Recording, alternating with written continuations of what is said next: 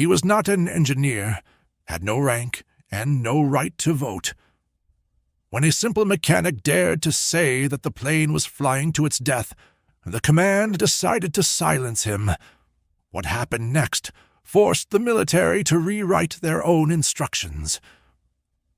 You ever see a plane sit there on the tarmac, shiny as Sunday shoes, and know in your gut that sucker ain't gonna make it through the week? I did. And I ain't talking no combat mission or enemy fire. I'm talking about a B-24 with a hole in its left wing so big a man could crawl through it sideways. And they still wanted to fly it. I was standing there, soaked in sweat and engine grease, watching that damn Liberator bake in the sun like nothing was wrong. Just another bird in line. Except this bird had a busted wing spar, 3 cracked ribs, and a patch job that looked like somebody slapped a Band-Aid on a bullet wound. They called me a mechanic. My mama called me stubborn. Most days both were right. Name's Raymond Knox, mechanic, 2nd class, United States Army Air Forces.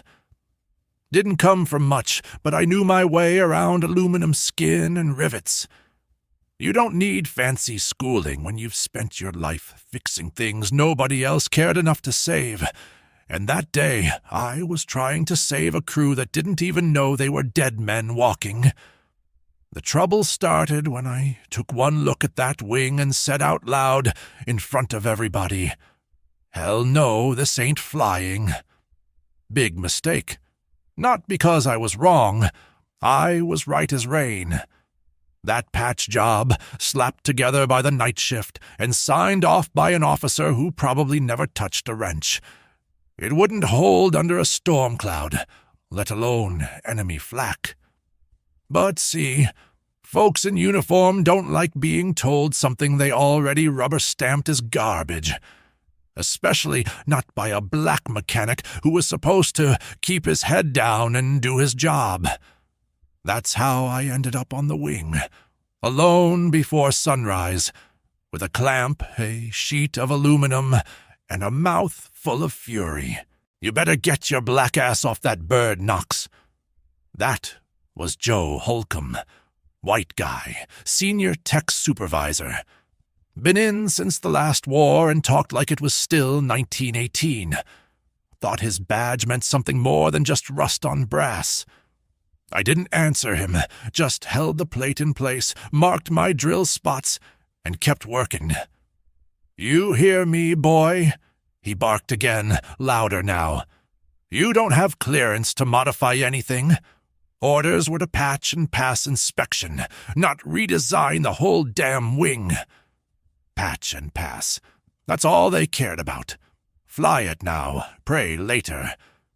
You know how many planes came back missing chunks bigger than this?" he shouted. "Yeah," I muttered, still drilling. "And you know how many didn't come back at all?" He didn't like that. Turned red under the collar. But I wasn't about to let some regulation-loving desk monkey put 6 men in a coffin. By 0700, the sun was high and sweat was dripping down my back like I was sitting in a damn furnace. That wing needed structural reinforcement. Real reinforcement. Not just lip service. So I cut the extra rib myself, fitted in with clamps, and started riveting like my life depended on it. It wasn't about orders, it was about not standing at another memorial with dry eyes because you knew it could have been avoided. The thing about war is, it ain't always the bullets that kill you. Sometimes it's silence, the kind that happens when nobody speaks up. Right about then, Major Sanford rolled up. Clean boots, pressed shirt, the kind of guy who probably ironed his underpants.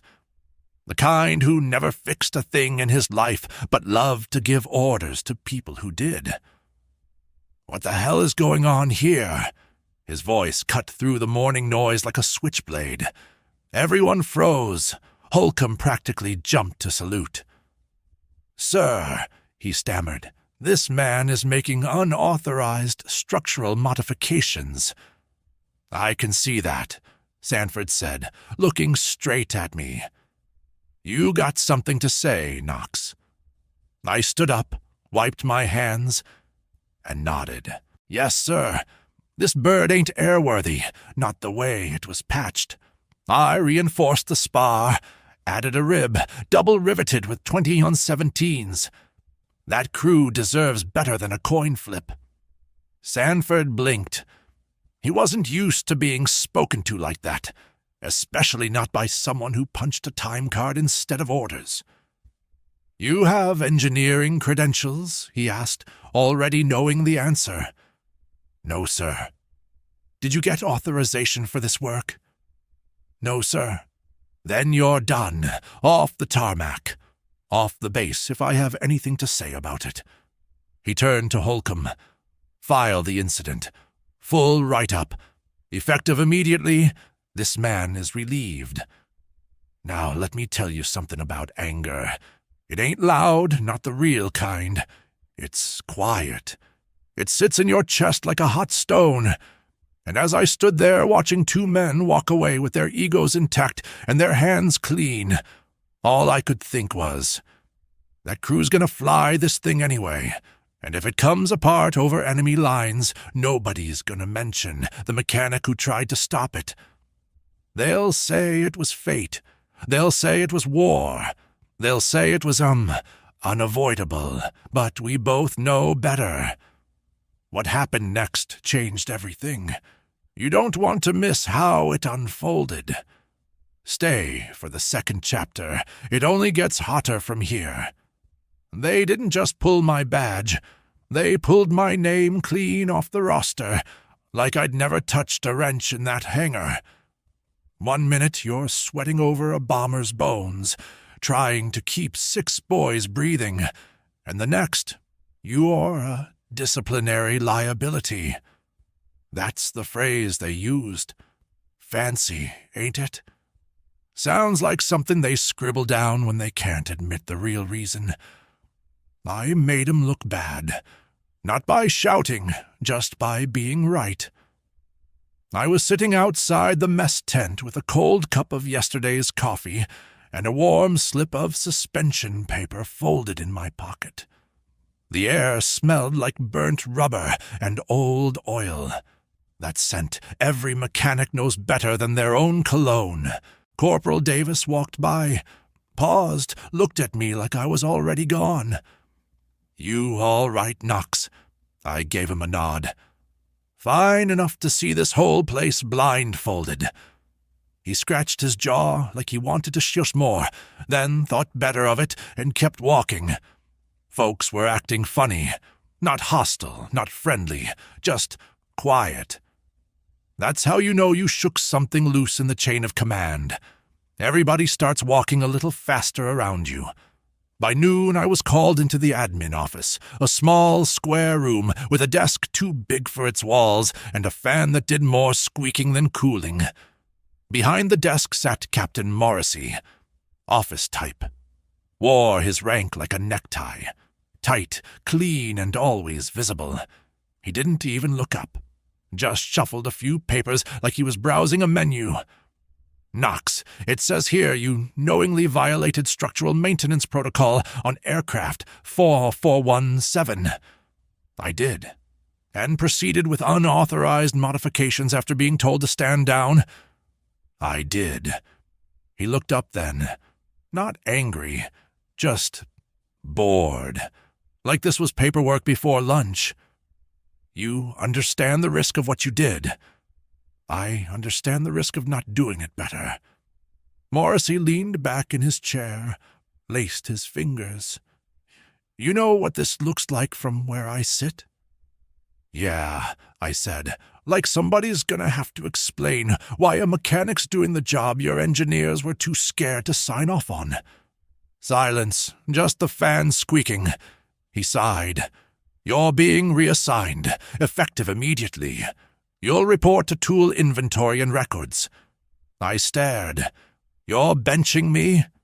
You'll be allowed to remain on base until further review.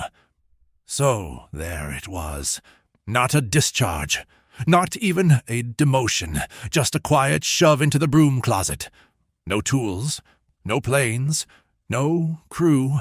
Just clipboards, inventory sheets, and a folding chair. They couldn't prove I was wrong, so they made sure I couldn't prove I was right again. The next 3 days crawled like a busted Jeep on a muddy road. Tool inventory wasn't a job. It was a punishment with paperwork. I sat in a hot metal shack counting wrenches while B-24s rolled out past me, engines rumbling like they didn't care who worked on them. You ever see a machine you love roll by with someone else's greasy fingerprints on it? That's what it felt like. Watching your kid drive off with a stranger who says they know how to handle her. I asked around, what happened to the bomber I fixed? Did they keep my repairs? Did they rip it all out and go back to the patch job? Nobody would say. Maybe they didn't know. Maybe they didn't want to tell me. But what stung worse than silence was the way people looked at me now. Not with scorn. No, scorn would have been honest. It was that quiet kind of discomfort, like when someone at the party says what everyone's thinking, and now the room feels too small. On the 4th day, something happened. Private Harlan, youngest kid on base, barely out of Georgia, he ran into the shack, out of breath and pale as chalk. "Knox," he said, "they're asking about you over at command." I raised an eyebrow. "You sure they ain't just missing a wrench?" "No, man," he said, leaning on the doorframe. "Some lieutenant from Engineering Division came through, looking real official. He asked who worked on aircraft 417 before the last flight cycle. Said something about non-standard modifications." My stomach knotted. Not fear. That came later. This was the part where hope plays tricks on you, where you think maybe, just maybe, someone up top realized you were right. But I wasn't foolish. Not yet. I reported to the hangar office, the same one where they handed me that suspension slip 4 days ago. This time, there were 3 new faces in the room. A young lieutenant with smooth skin and 2 clean boots, an older civilian with glasses too big for his nose, and, surprise, Major Sanford himself, looking like he'd eaten something sour. The lieutenant didn't even introduce himself, just pulled out a folder. "You're Raymond Knox." "Yes, sir." "You performed a structural modification to a B-24 bomber on April 2nd, without clearance, correct?" "That's correct." He tapped the folder. "That aircraft flew a test run 2 days later.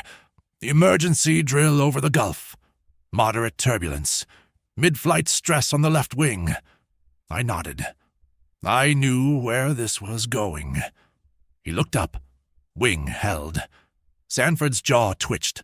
The lieutenant continued, "In fact, it performed better than the 3 other bombers tested that same day. Lower vibration readings, tighter response, 0 structural complaints." I didn't say anything, just waited. The civilian finally spoke. "Your design, the added rib, the reinforcement. Where'd you learn that?"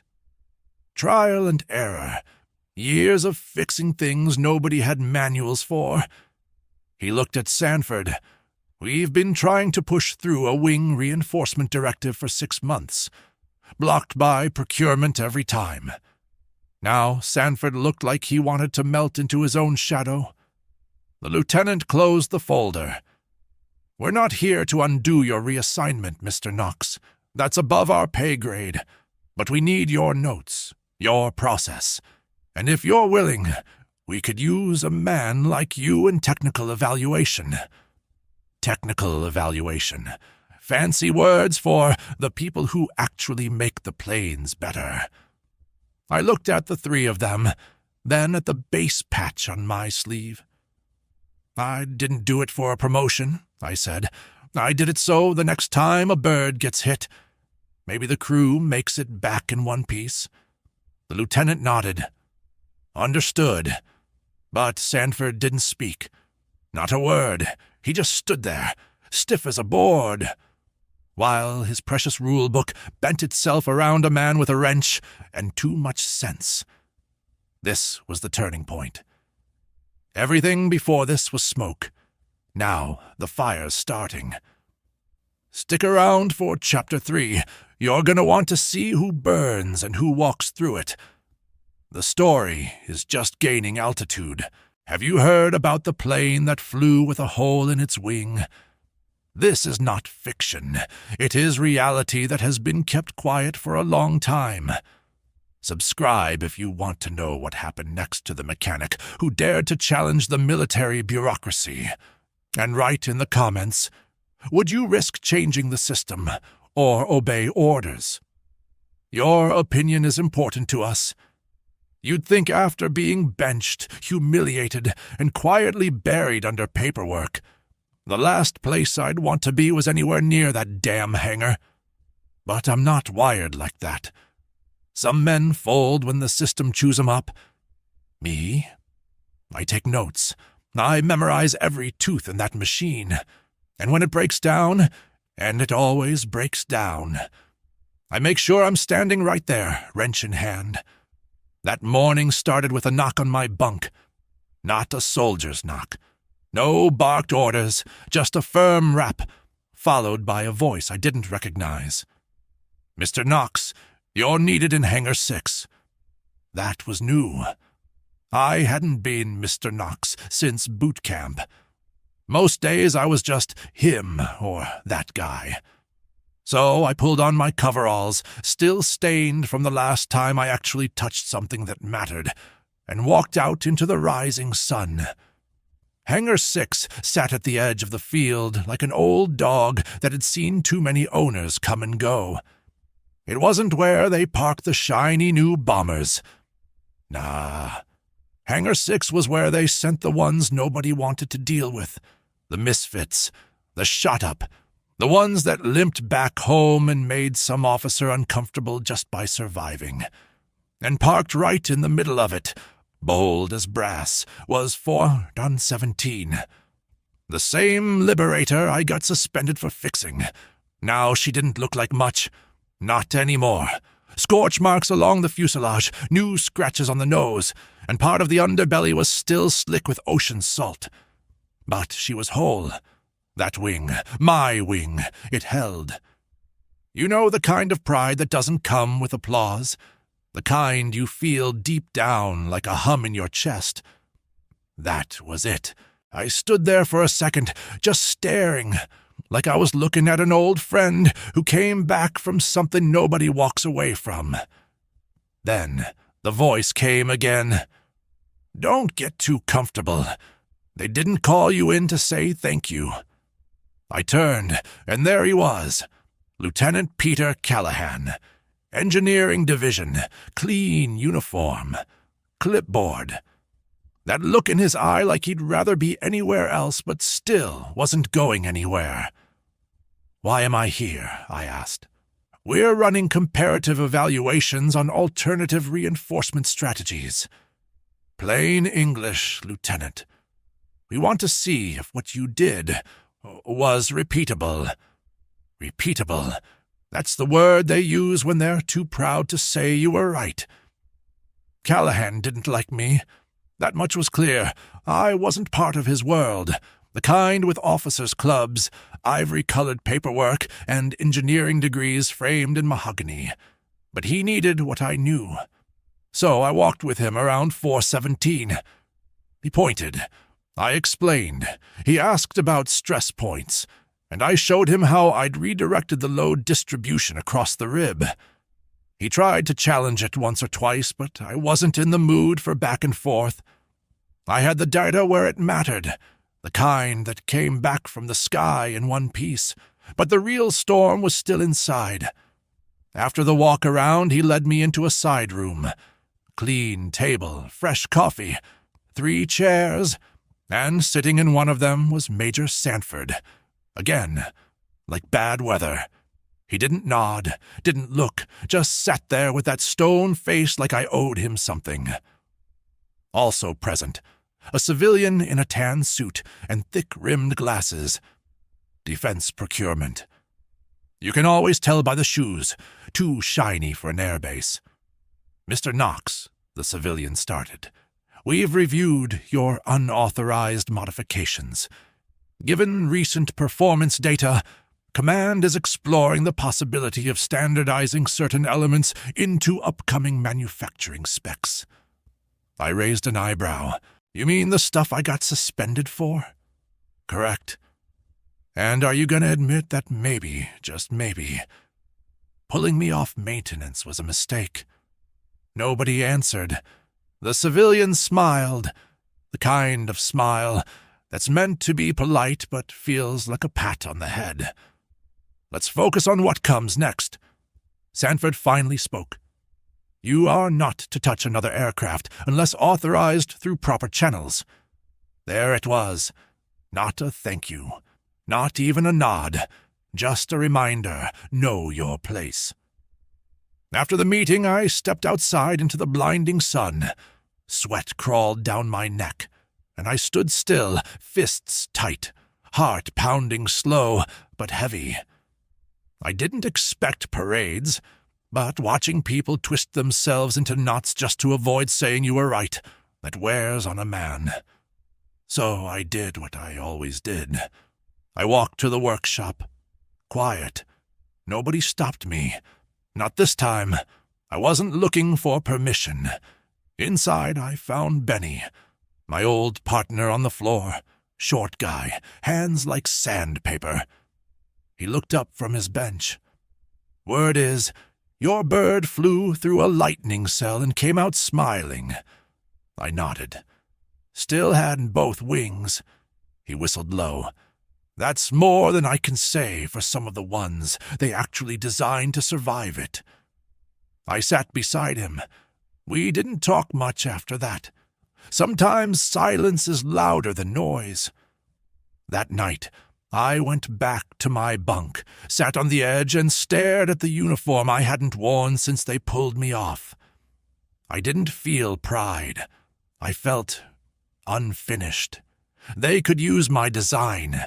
They could even give it a fancy name and pretend it came from a boardroom. But the truth was this. That bomber flew because I broke a rule, because I refused to let a checklist replace common sense. And if they thought that was the end of it, they hadn't been paying attention. You saw what a quiet man with a wrench could do. But what happens when silence is no longer an option? Stay with me. Chapter 4 will take us right to the edge. You ever fix something with your bare hands, then watch folks in suits take credit like they were the ones turning the wrench? Yeah, that's where we were now. See, it wasn't enough that the wing held. It wasn't enough that the bomber came home in one piece. No, now came the real battle. The quiet one. The one fought in conference rooms, behind thick wooden doors where people wore clean shoes and called sabotage innovation if it made the right people look good. They started sending officers down from Washington, not generals. Those boys never left the marble floors.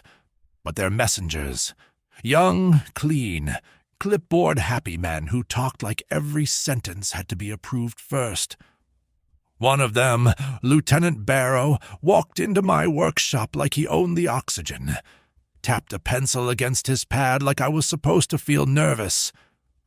"You're Mr. Knox?" he asked, though he already knew. "Unless you're looking for someone who doesn't fix your messes," I replied. He chuckled. The kind of chuckle that don't come from humor, comes from training. Command wants to review your reinforcement method in a broader application. Replicate it. Standardize it, maybe.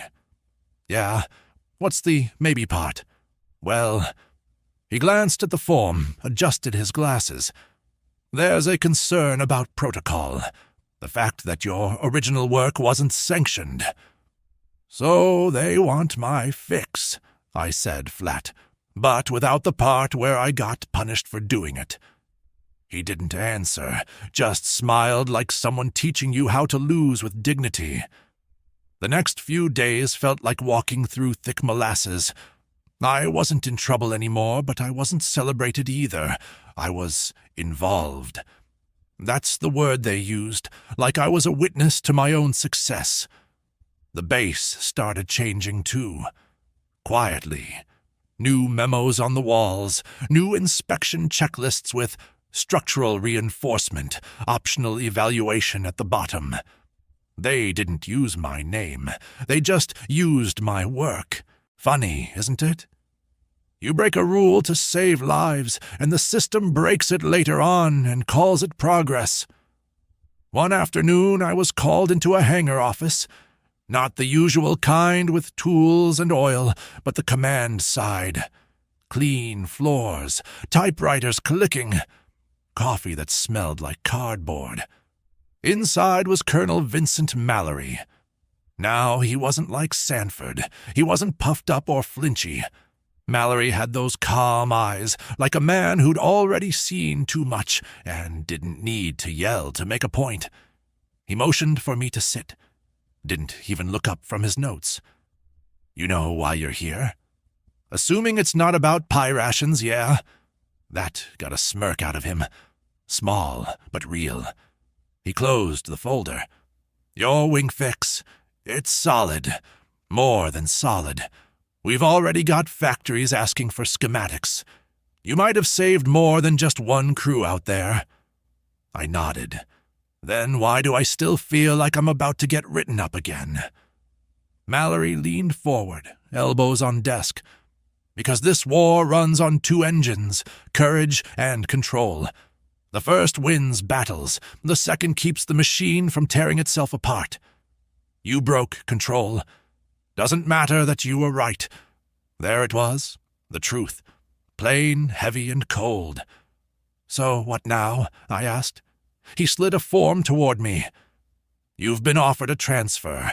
Engineering Evaluation Unit, civilian contractor status. Better pay, more freedom. You'd be off the base. Off the floor." "Off the tools," I said. He nodded. "You'd be designing, writing manuals, training the folks who do the wrench-turning now." I stared at the form. It had all the things a man's supposed to want. A title, a desk, a clean shirt every morning. But it didn't smell like oil. That night I walked the runway. No lights on, just the moon and the hum of distant generators. B-24s lined up like quiet giants, resting before the next storm. I ran my hand along one of their bellies. Cold metal, sharp seams. A whisper of something real, and I remembered something my uncle used to say when we worked the yard back home. "Ain't no pride in being the smartest man in the room if the room's on fire." That's how it felt now. Like they were offering me a golden fire escape from a burning house I'd spent years trying to fix. Next morning, I gave Mallory my answer. "I'll take the transfer," I said, "but I want one thing in writing." "What's that?" "That my name goes on every schematic, not hidden, not initials. My name. Full." He paused, then nodded. "Done." Benny helped me pack. Threw my toolbox in the back of a Jeep with a quiet grunt. "You sure you want to go from nuts and bolts to pens and paper?" "I don't," I said, "but I'm tired of fixing the same problem twice." He slapped the side of the Jeep. "You know they'll fight you, even from a desk, right?" I looked out over the base. Men moving, planes being fueled, wheels rolling like they always had. "Let 'em," I said. "They've been doing that my whole life. I've just learned how to draw better blueprints. So now you've seen what happens when a man won't sit quiet. But the higher you go, the stronger the winds. You ever draw something on paper and wonder if it'll actually keep a man alive? I did. Every morning now, Used to be my hands smelled like grease and jet fuel. Now they smelled like ink and dry coffee. My new workspace wasn't a hangar anymore. It was a long, windowless room buried in a temporary structure outside Dayton, Ohio. No engines, no rivet guns, just blueprints, slide rules, and typewriters clicking like distant gunfire. They called it the evaluation unit.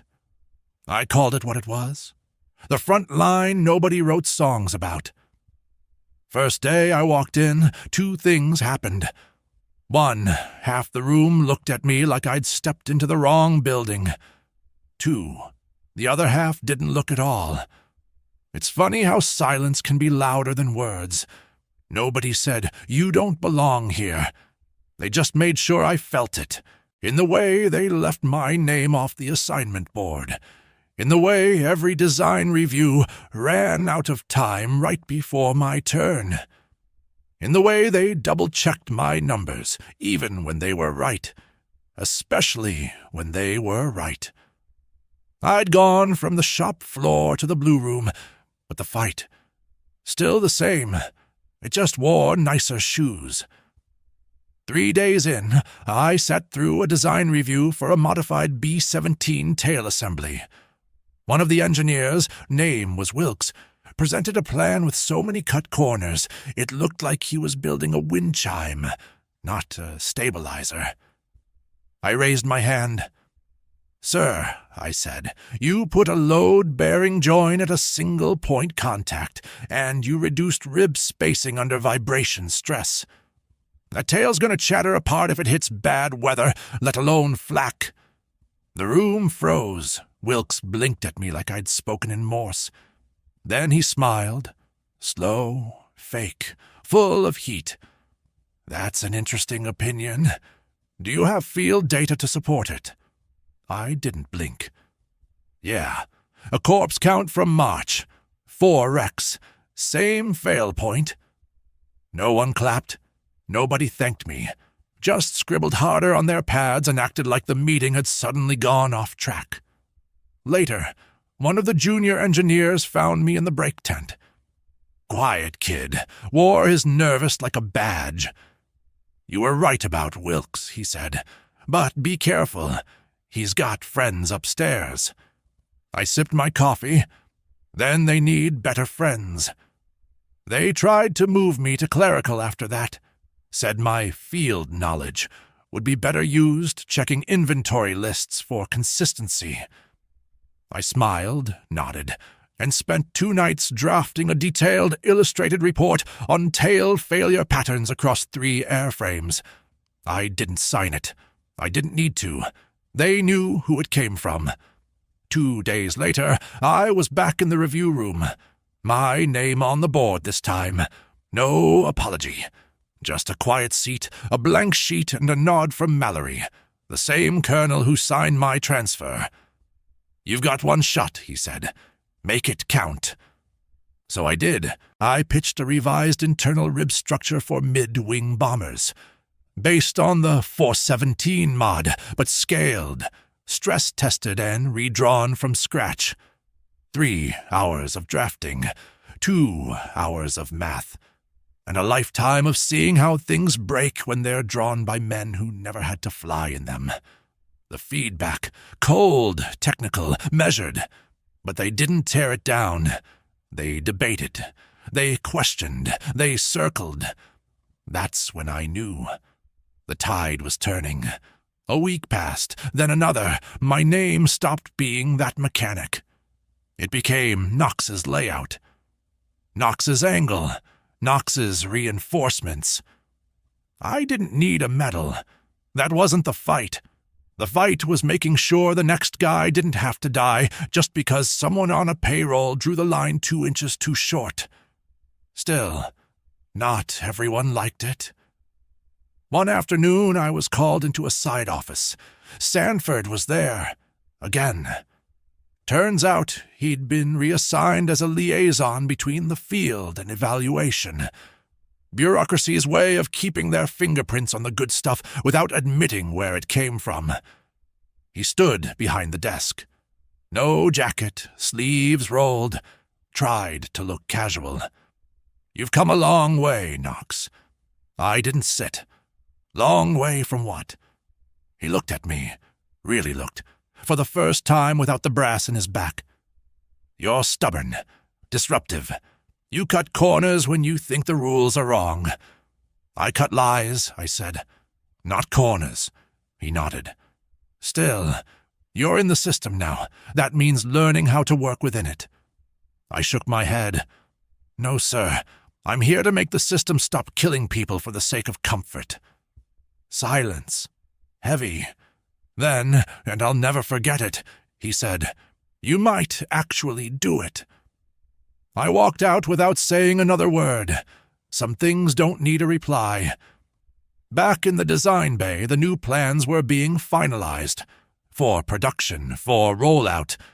With my name on every sheet. Not initials, not source field report. My name, not because I begged, not because I shouted, but because I refused to let good men fly with a hole in their wing, just so someone else could feel important. Some stories don't end with explosions. Some end with a pen scratching truth into a blueprint. But we're not done yet. Funny thing about blueprints, they don't cry when they fail. They don't bleed. They don't send letters home. But if you draw them wrong, if you rush a line or fudge a tolerance, somewhere out there, a real man pays the price. That thought stayed with me every morning. Long before the others showed up with their pencils and coffee, I'd sit alone in that cold design bay, staring at lines I already knew by heart. Because what we drew wasn't lines, it was trust. And now, that trust was about to be tested. They called it Operation Windrail, a mid-level bombing run through occupied France. Nothing headline-worthy, just another sortie in a war full of them. Except this one used the new batch of B-24s built with my reinforcement structure. My wing, my ribs, my work. I wasn't in the air that day. I was in the command room, eyes locked on the board, listening to radio reports scratch through the static like whispers from another world. 327 maintaining altitude. 441 reporting engine to heat spike, adjusting throttle. 417, clear drop, clean pull-out. That last one hit me in the chest. 417, the original. Still flying, still holding. The room stayed quiet. Everyone doing their best to look calm. Nobody made eye contact. Nobody had to. They all knew what was riding on this mission. Not just bombs, but credibility. If the reinforced airframes held up, the design would get fast-tracked. If one failed, the clipboard crew would waste no time blaming the mechanic who got too creative. Mallory stood behind me. You nervous? I shook my head. No, sir. I'm watching the truth walk into the room. He didn't respond, but I could feel the shift in his stance. Less command, more respect. The kind that doesn't need ceremony. The reports kept coming in. All units returned. 2 with flak damage. No catastrophic failures. No structural losses. Not one bird fell from the sky. Now, maybe that doesn't sound like much. Maybe for the men in suits it was just a green checkmark on a thick report. But I knew what it meant. I knew how many parents wouldn't get that folded flag, how many boots would come back with feet still in 'em. And I knew, deep down, we'd done something that mattered. That afternoon I was called into a room I hadn't seen before, bigger than the rest. War room style, long table, too many chairs. Inside were 5 men, some uniforms, some ties, 1 woman, 2. Logistics from Washington. They didn't introduce themselves. They didn't have to. You could smell decision-making in the air. Mallory opened. Mr. Knox, we wanted to brief you personally. Your structure performed as projected under combat conditions. Reinforced frames outlasted standard by 38%. Damage dispersion matched your models. Command has approved immediate rollout across all new B-24 production lines. I nodded slowly. Let it land. Your schematics will be included in the new manual under Section 4A. There it was, the part they'd been dancing around. Under whose name? I asked. The man in the tie, some bigwig from procurement, cleared his throat. The design will be attributed to the Evaluation Division, per standard classification. I didn't smile, I didn't nod. No, that's not the deal, he blinked. I'm sorry. You're not. But you will be if you think I'm letting my work get buried behind a division title. Mallory stepped in. We already discussed this, gentlemen. Mr. Knox's condition stands. His name stays. A beat of silence. Then a quiet, bitter, understood. Later that evening, I stood on the airstrip again.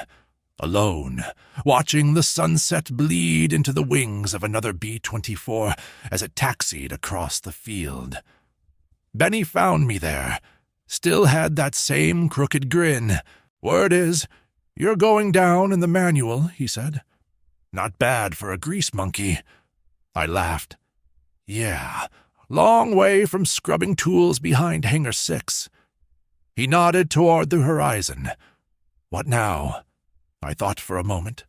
Watched the Liberator rise off the ground, the reinforced wing catching the wind like it was born for it. I keep building, I said, one piece at a time, for every kid that never came back, and every one that still might. Some folks think war is won by generals and flags, but I've seen what really holds up a war. It's the bolts, the ribs, the names etched in pencil between drafts, the ones they almost erased. But not this time. If this story hit you in the chest like it did me, share it. Let someone know that behind every flight there's a fight. And if you're still with me after all 6 chapters, thank you. Now you know why a hole in a wing almost brought down more than a plane. It almost buried the truth. But the truth, it flew.